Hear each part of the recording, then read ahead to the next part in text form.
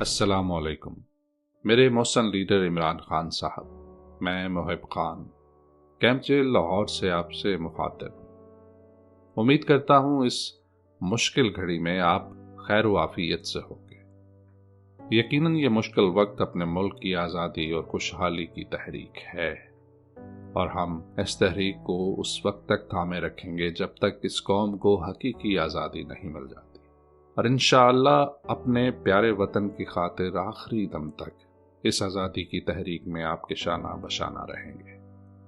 خان صاحب، آپ نے ہمیشہ ہمیں اپنے ملک سے محبت اور مخلصی کا سبق دیا، اور ہم اس سبق کو تابعات یاد رکھیں گے۔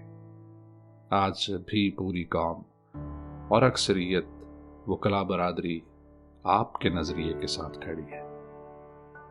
وکلا برادری کی ایک بہت بڑی تعداد پاکستان تحریک انصاف کے نظریاتی کارکنان اور ورکرز بالخصوص اسیران جیل کے ساتھ شب و روز جد و جہد کر رہے ہیں، جو کہ یقیناً قابل تعریف ہے۔ ان مع العسر یسرا، انشاءاللہ بہت جلد اس قوم پر ترقی و خوشحالی کے دن آنے والے ہیں۔